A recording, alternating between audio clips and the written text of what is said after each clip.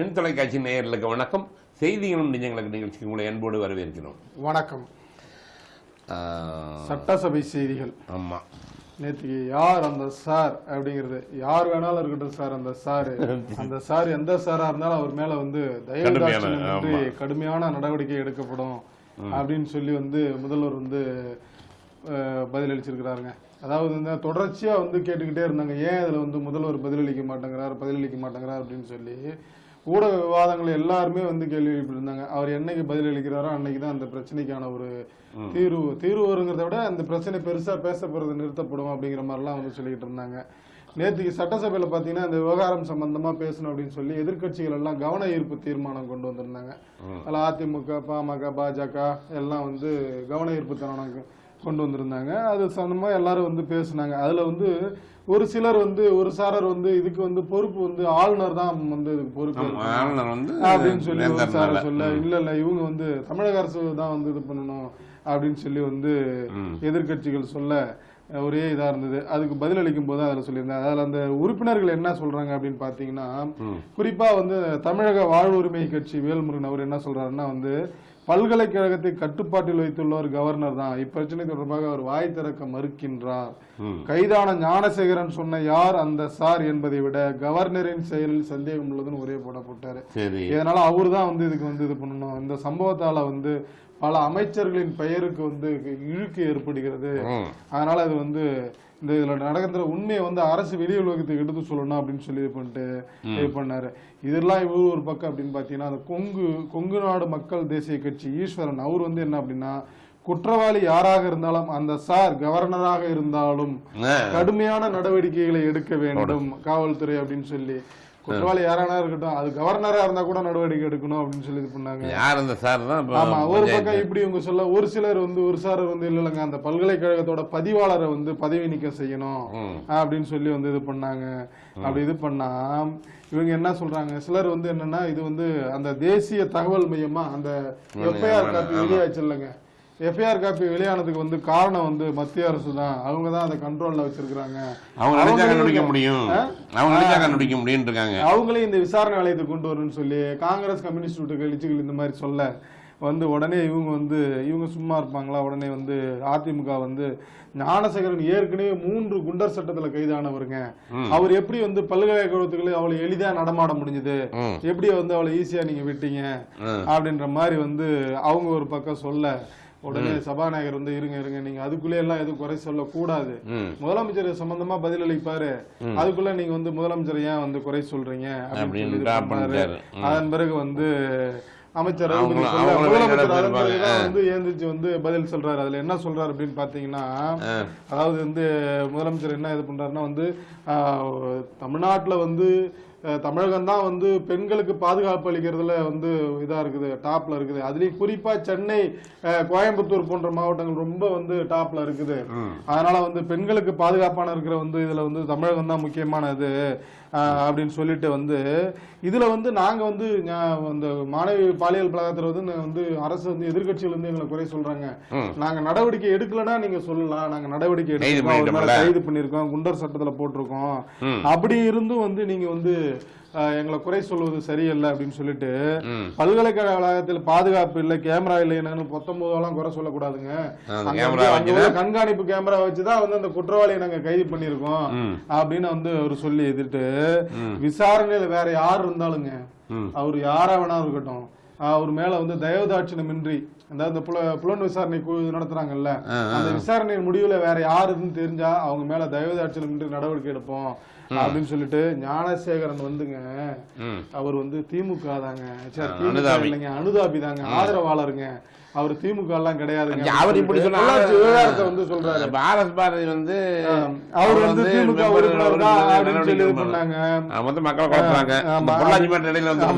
அது எதுக்கு வந்ததுன்னா பொள்ளாச்சி விவகாரத்தை பத்தி இது பண்ணும்போதுதான் வருது. அதுல என்ன சொல்றாருன்னா, மனசாட்சியே இல்லாமல் பெண் பாதுகாவலர்கள் மாதிரி பேசுபவர்கள் அதிமுக ஆட்சியில் பொள்ளாச்சியில் நடந்தது என்ன என்பதை நினைத்து பார்க்க வேண்டும் அப்படின்னு சொல்லிட்டு, பொல்லாத ஆட்சிக்கு பொள்ளாச்சியே சாட்சி நான் அப்பவே சொன்னேன். இந்த மாதிரி உங்களுடைய ஆட்சியில பார்த்தோம்னா 100 சாரர்களை பத்தி நான் பேசலாம், இன்னைக்கு நீங்க யார் அந்த சார்னு பேட்ஜ் எல்லாம் அடிச்சுட்டு பேசுறீங்க அப்படின்னு சொல்லிட்டு இதை பேசும்போது தான் அந்த விவகாரங்கள் வெளில வந்து அப்பதான் சொன்னாரு, எந்த சாரா இருந்தாலும் அவர் மேல நான் வந்து தயதாட்சணமின்றி நடவடிக்கை எடுப்பேன் அப்படின்னு சொல்லி வந்து இது பண்ணாரு. அதோட இல்லைங்க, அதுல என்ன அப்படின்னா நேற்று இந்த சட்டசபையில பேசும்போது இந்த அண்ணா நகர்ல ஒருத்தவங்க இது பண்ணாங்களா, அதை கோட் பண்ணி வந்து சொல்லியிருந்தார். என்ன அப்படின்னா வந்து அண்ணா நகர்ல வந்து அந்த 10 வயது சிறுமி வந்து இது பண்ணானுங்கல்ல, அதுல வந்து என்ன அப்படின்னா வந்து அதிமுக வட்ட செயலாளர் 103வது வட்ட செயலாளர் சுதாகர் அவரு, அப்புறம் வந்து இப்போ மகளிர் காவல் நிலைய ஆய்வாளர் ராஜு அப்படிங்கிறவங்களை வந்து நேற்றுக்கு கைது பண்ணியிருக்காங்க. சிறப்பு வந்து புலனாய்வு வந்து கைது பண்ணியிருக்கு, சிறப்பு புலனாய்வு. அதை ஒட்டி வந்து அவங்க அதிமுக வந்து சுதாகர் வந்து பதவி நீக்கம் பண்ணாங்க. இதெல்லாம் கோட் பண்ணி இந்த மாதிரிலாம் இருக்குது. உங்க கட்சியில தான் அவர் தான் சம்பந்தப்பட்டவர், நேரடி சம்பந்தப்பட்டவர். இவர் வந்து இது ஞானசேகரன் வந்து நேரடி சம்பந்தம் இல்ல, நேரடி உறுப்பினர் கிடையாது, ஒரு ஆதரவாளர் அனுதாபி. ஏதாவது கட்சி நிகழ்ச்சிகள் இந்த மாதிரி அமைச்சர்கள் போகும்போது வரும்போது ஒரு போட்டோ எடுத்திருப்பாங்க, அதை வச்சு நீங்க வந்து 19 குற்றம் சாட்டாதீங்க அப்படின்னு சொல்லிட்டு வந்து அதெல்லாம் வந்து சொல்றாரு. உள்ளபடி என்ன அப்படின்னு பாத்தீங்கன்னாங்க, இந்த மகளிருக்கு வந்து குற்றம் நடக்கிறது இல்லைன்றீங்களா, அது ஒப்பீட்டளவில் உண்மைதான். என்ன அப்படின்னு பாத்தீங்கன்னா மற்ற மாநிலங்களில் கம்பேர் பண்ணும்போது தமிழகத்துல வந்து மகளிருக்கு எதிரான குற்றங்கள் வந்து கம்மியா நடக்கிறது உண்மைதான். ஆனா என்ன அப்படின்னா 2022க்கு பிறகு வந்து கொஞ்சம் கொஞ்சமா ரைஸ் ஆகுது தமிழகத்துல வந்து மகளிருக்கு எதிரான குற்றங்கள் ரைஸ் ஆகுது அப்படின்னு சொல்லி வந்து NCPR-ஓட ஆவணங்கள் வந்து நமக்கு சொல்லுது அப்படின்னு சொல்லி எல்லாம் நம்ம பார்க்க வேண்டி இருக்குது. அதனால வந்து இதுல உண்மையும் இருக்குது பொய்யும் இருக்குது அப்படின்னு பாக்குறதாவும் இருக்குது. ஆனா ஒப்பீட்டளவுல வந்து தமிழகத்துல வந்து மகளிர்களுக்கு பாதுகாப்பாக இருந்தா கூட வந்து அதாவது வந்து 2022க்கு பிறகு வந்து குற்றங்கள் அதிகமாயிட்டு வரதான் நம்ம பாக்குறோம் அப்படிங்கிற மாதிரியான ஒரு தகவல்லாம் நம்ம வந்து சமூக வலைதளங்கள்ல பாக்குறதா இருக்குது. ஆமா, நேற்று எல்லாம் சட்டசபையில பாத்தீங்கன்னா அது உதயகுமார் சொல்றாரு, சந்தேகங்களுக்கு பதில் கூறாமல் முதல்வர் தட்டி கிளைக்கிறார் அண்ணா பழனி. இப்படி இந்த மாதிரி இவரு சொல்ல இவங்க வந்து வெளியே வந்து வானதி சீனிவாசன் வெளியே வந்து ஒரு போடு போடுறாங்க, என்ன செய்தீர்கள் நிர்பயா நிதியை அப்படின்னு அந்த மாதிரி ஒண்ணு வந்து அண்ணா மாணவிகளை பொறுத்த வரைக்கும் என்ன நீங்க பண்ணீங்க அப்படின்ட்டு அவங்க ஒரு பக்கம், இவரு வந்து சபாநாயகர் கமிட்டி அவரும் ஒரு பக்கம் வந்து எக்ஸலத்தில் பதிவிட்டு ஆமாம் கவர்னர் அவரு ஒரு பக்கம் பேச ஆரம்பிச்சிட்டாரு. இல்ல அதுல என்ன அப்படின்னா உதயகுமார் என்ன சொல்றாரு அப்படின்னாங்க, அவர் சட்டசபை விட்டு வெளில வந்து நேற்றுக்கு வந்து இந்த பொள்ளாச்சி விவகாரத்தை பத்தி பேசினா அதை பத்தி நீங்க பேசாது இதை பத்தி பேசுங்க அப்படின்னு சொல்லிட்டு அதிமுக எம்எல்ஏக்கள் வந்து கருப்பு சட்டை வந்து எல்லாம் வெளில வந்துட்டாங்க. யார் அந்த சார் அப்படின்னு சொல்லி பேட்ச் குத்திருந்தாங்கல்ல, இன்னொன்னு பண்ணிருந்தாங்க முகக்கவசம் பண்ணிருந்தாங்க. ஆமா ஆமா, அதுல என்னன்னா மேலூரை காப்போம் டங்ஸ்டன் இதுன்னு சொல்லி அந்த இதெல்லாம் வச்சிருந்தாங்கல்ல, வாசம் அணிஞ்சாங்கல்ல. அது வெளில வந்து இப்ப பேட்டி கொடுக்கும்போது வந்து என்ன சொல்றாங்க அப்படின்னா உதயகுமார் ஒரு வந்து இது பண்ணும்போது என்ன அப்படின்னா வந்து இந்த விவகாரங்களை பத்தி பேசுங்க அப்படின்னு சொன்னான். அதாவது வந்து பாதிக்கப்பட்ட மாநில அண்ணா பல்கலைக்கழக மாநில விவகாரத்தை பத்தி பேசுங்க அப்படின்னா இவங்க பொள்ளாச்சி விவகாரத்துக்கு பேசுறாங்க, அது கோட் பண்ணி பேசுறாங்க அப்படின்னு பார்க்க போனா இந்த விவகாரத்தை இவங்க வந்து நியாயப்படுத்துற மாதிரி பேசுறாங்க அப்படின்னு வந்து சொல்றாருங்க.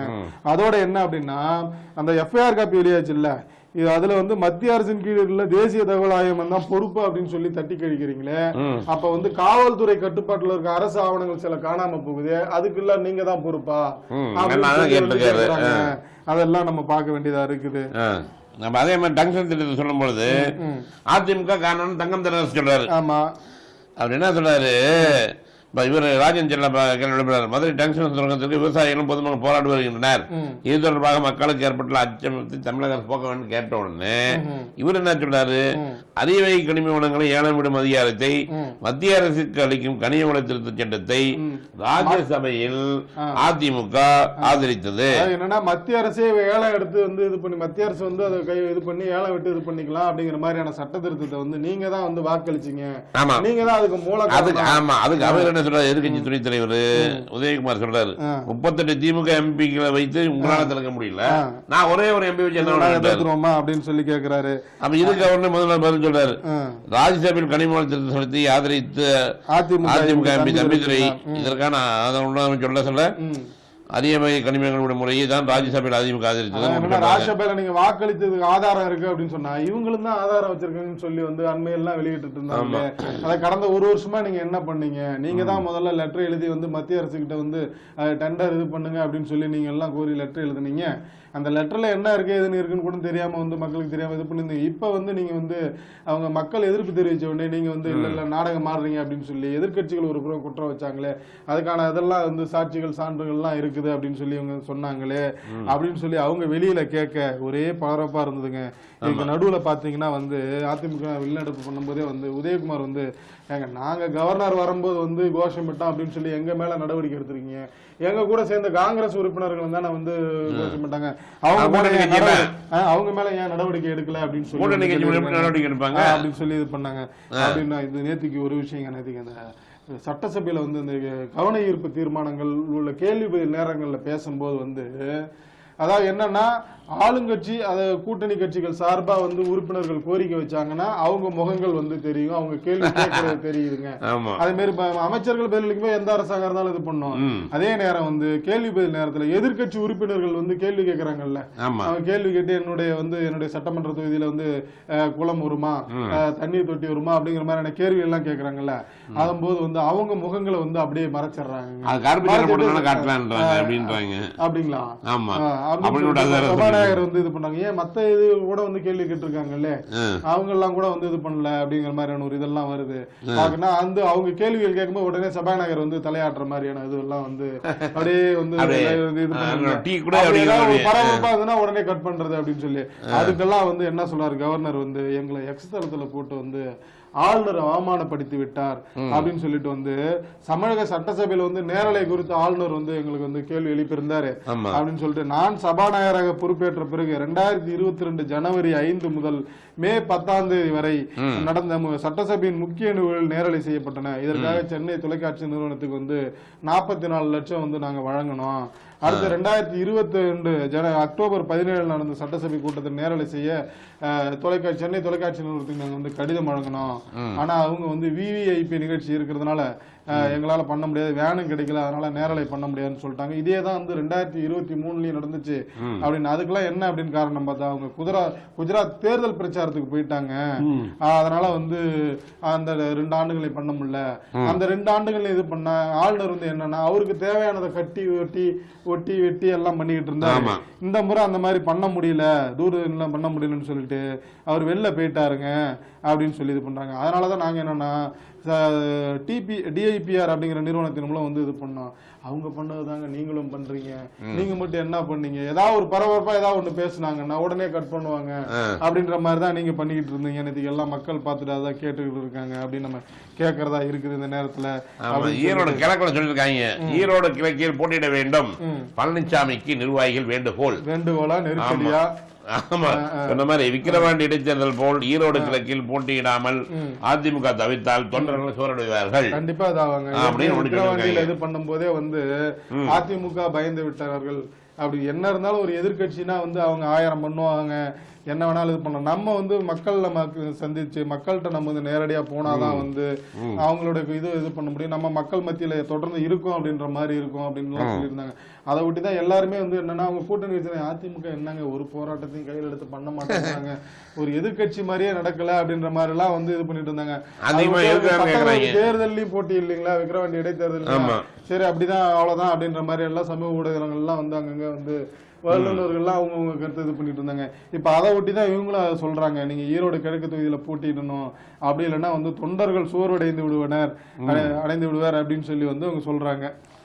அதை சொல்லியிருக்காங்க. 2011 முதல் 22 வரை ஆளுங்கட்சியாக அதிமுக இருந்த போது அப்போது காணப்பட்ட உற்சாகம் கடந்த 3.5 ஆண்டு கட்சியினர் மத்தியில் இல்லை. கொங்கு மண்டலம் அதிமுகவின் கோட்டையாகவே இருந்து வந்தது. 2022 தேர்தல். ஆனா இதை பாத்தீங்கன்னா இது வந்து இப்ப எல்லாமே பரபரப்பா இருக்கக்கூடிய ஒரு சூழல். அந்த மாதிரி என்ன பண்ண போறாங்கன்னு தெரியல. ஏன்னா இது வந்து அதிமுகவுடைய நிலைப்பாடு வச்சுதான் பாரதிய ஜனதா கட்சி என்ன பண்ண போறதுன்னு தெரியுது. அவங்க போட்டிடுவோம்னு சொல்லி வந்து சொல்லிட்டாங்க. அது பக்கம் வந்து நாங்க வந்து அதுல உறுதியா போட்டிடுவோம் அப்படின்ற மாதிரி வந்து இது பண்ணிட்டாங்க. இவங்க தான் வந்து மாவட்ட செயலாளர் கூட்டி பண்ணணும் போகணும் அப்படின்னு வந்து இவங்களுக்கு தான் ஒரு தயக்கம் இருக்கிற மாதிரி இருக்கு. அதே மாதிரி நாம் தமிழர் கட்சி அவர் சீமான நாங்க உறுதியா போட்டிடுவோம் அப்படின்ட்டாரு. நேத்திக்கு வந்து கடலூர்ல வந்து வள்ளலார் மையத்துல வந்து நேற்றுக்கு வந்து போய் சாமி தரிசனம் பண்ணியிருக்கிறாருங்க, வள்ளலார் தரிசனம் பண்ணியிருக்கிறாரு. வள்ளலார் தரிசனம் பண்ணிட்டு வந்து அவர் வந்து என்ன சொல்லியிருக்காருன்னா வந்து கவர்னர் வந்து வெளிநடப்பு சரிதாங்க அப்படிங்கிற மாதிரி வந்து என்ன சொல்றாருன்னா எவ்வளவு பொய்யதான் அவரும் படிப்பாரு,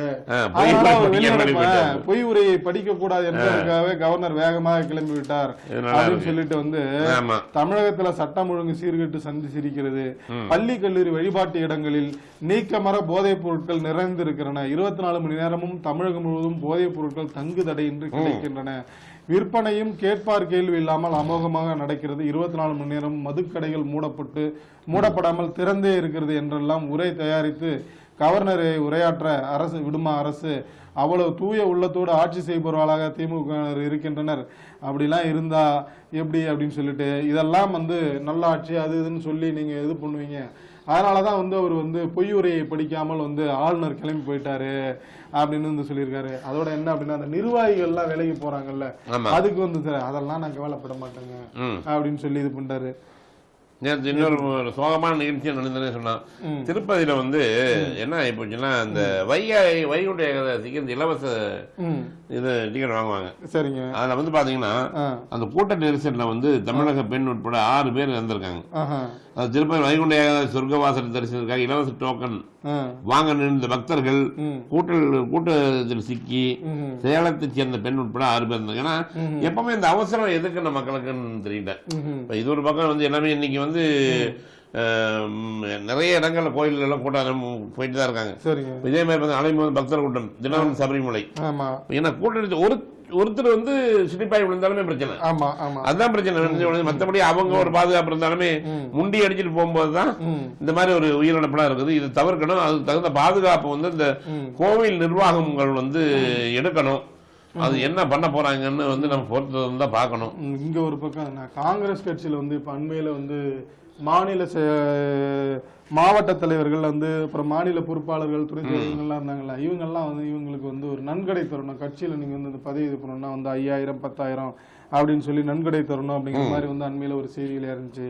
காங்கிரஸ் தரப்பு இருந்து இது பண்ணியிருந்தாங்க. அதான் என்னன்னா 77 மாவட்ட தலைவர்கள் பதவிகளுக்கு தலா 5000 ரூபாயும் மாநில நிர்வாகிகள் பதவிக்கு 1000 ரூபாயும் விருப்ப மனு கட்டணம் செலுத்த வேண்டும் என தமிழக காங்கிரஸ் கட்சி சொல்லியிருந்தாங்கல்ல.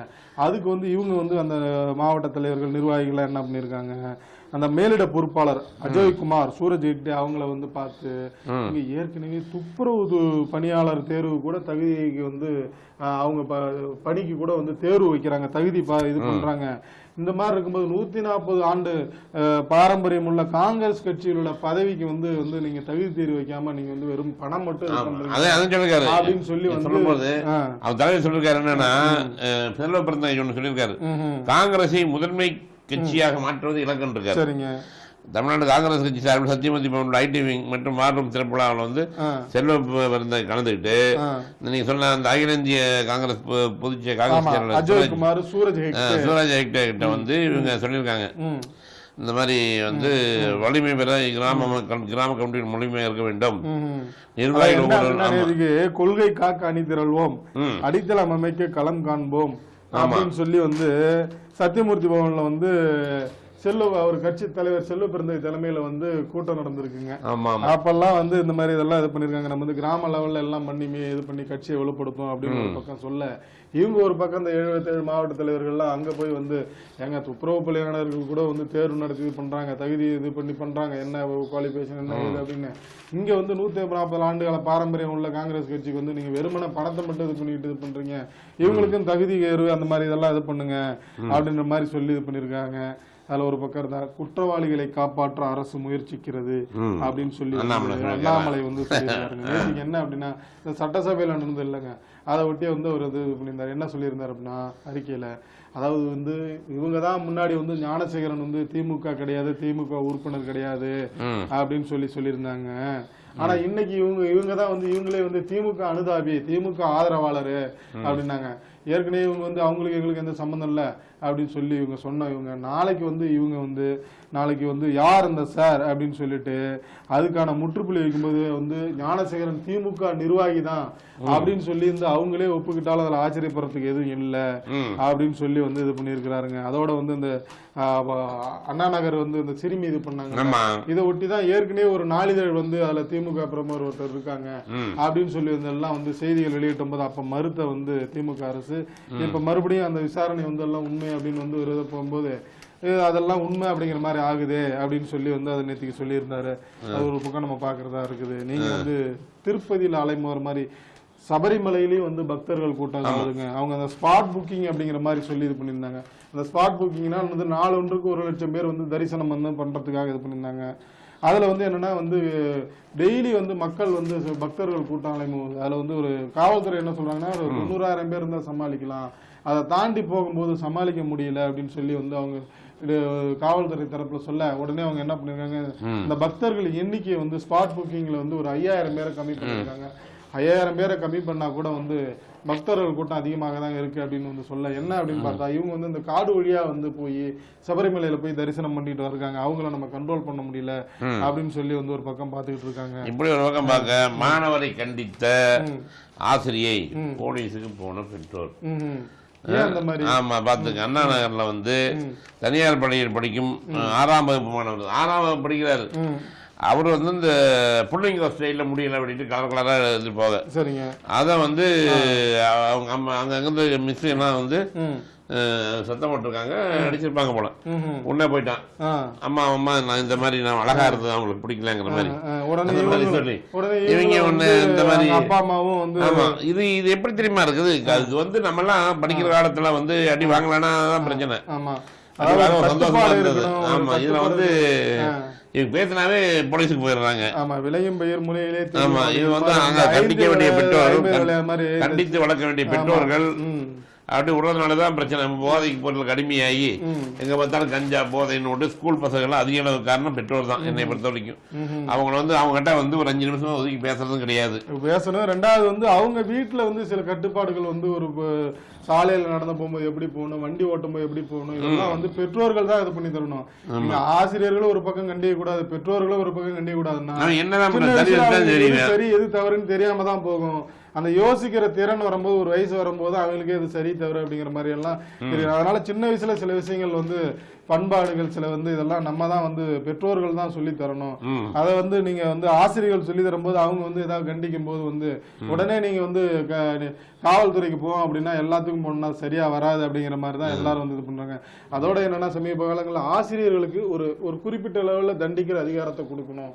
அதாவது குச்சியால அடிக்கிறோம் அப்படிங்கிற மாதிரி எல்லாம் இல்ல, அதாவது கண்டிக்கிற மாதிரியான ஒரு இதெல்லாம் வேணும் அப்படின்னு சொல்லி இவங்க சும்மா திட்டினாலே வந்து என்ன திட்டாரு அப்படின்னு சொல்லி போய் வந்து மாணவர்கள் இது பண்றாங்கல்ல, அதுக்காக எல்லாம் ஒடிந்து இந்த மாதிரி ஆசிரியர்களுக்கு வேணும் அப்படின்ற மாதிரி. ஏன்னா எப்ப வந்து இந்த ஆசிரியர்கள் வந்து மாணவர்களை கண்டிக்கிறதுக்கான வந்து இது குறைஞ்சதோ அப்பயே சமுதாயத்துல வந்து நிறைய வந்து வழக்குகள் ரொம்ப அதிகமாகுது, குற்ற சம்பவங்கள் அதிகமாகுது.